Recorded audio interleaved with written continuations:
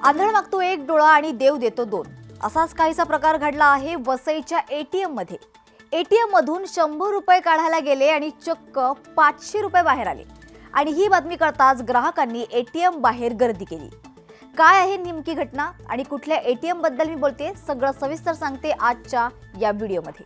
हे बघा, मी फक्त 400 रुपये टाकलेले, 500, 1000, 1500 आणि 2000 रुपये मला आलेले आहेत। शनिवारी रात्री वसईतील बोलाणी नाका परिसरातल्या हिताची एटीएम मध्ये तांत्रिक बिघाड झाल्याने मोठी खळबळ उडाली।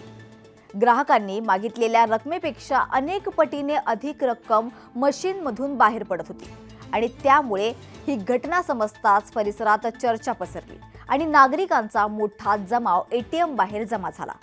एका ग्राहकाने एटीएम मधून 100 रुपये काढायची विनंती केली, मात्र मशीनने चक्क 500 रुपये दिले आणि सगळ्यांनाच धक्का बसला। बरे, याहून धक्कादायक बाब म्हणजे 100 रुपये काढल्यावर 500 तर निघाले, पण बँक खात्यातून फक्त 100 रुपयेच कट झाले।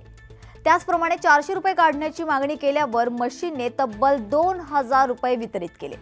अशा प्रकारे अपेक्षित रकमेपेक्षा 5 पट अधिक रक्कम मिळत असल्याचं अनेक ग्राहकांच्या निदर्शनास आलं। अनेक ग्राहकांनी या तांत्रिक बिघाडाचा गैरफायदाही घेतला। अकस्मात उद्भवलेल्या या तांत्रिक बिघाडामुळे आर्थिक अनियमितता म्हणजेच इम्बॅलन्स निर्माण होण्याची शक्यता लक्षात घेऊन स्थानिक पोलिसांनी तात्काळ हस्तक्षेप केला आणि पोलिसांनी हस्तक्षेप करून या एटीएम वरील सर्व व्यवहार तात्पुरते स्थगित केले। मात्र यावेळीही एटीएम बाहेर जमावाचा गोंधळ सुरूच होता। अशा वेळी पोलिसांकडून जमावाला शांत करण्याबरोबरच परिस्थिती नियंत्रणात आणण्यासाठी आवश्यक ते पाऊल उचलले गेले। या घटनेची माहिती संबंधित बँक आणि त्यांच्या तांत्रिक विभागाला देण्यात आली। सध्या बँकेचे तांत्रिक पथक एटीएमची सखोल तपासणी करत आहे। मशीन पूर्णपणे दुरुस्त झाल्याशिवाय एटीएम सेवा पुन्हा सुरू केली जाणार नसल्याचं बँकेकडून सांगण्यात आलंय।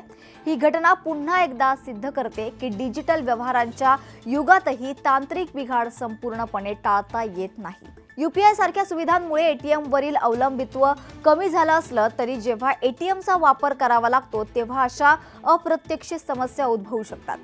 दरम्यान घटनेची माहिती संबंधित बँक आणि तांत्रिक विभागाला देण्यात आली असून तांत्रिक पथक मशीनची तपासणी करते। मशीन पूर्णपणे दुरुस्त झाल्यानंतरच एटीएम सेवा पुन्हा सुरू करण्यात येणार असल्याची माहिती सध्या देण्यात येते।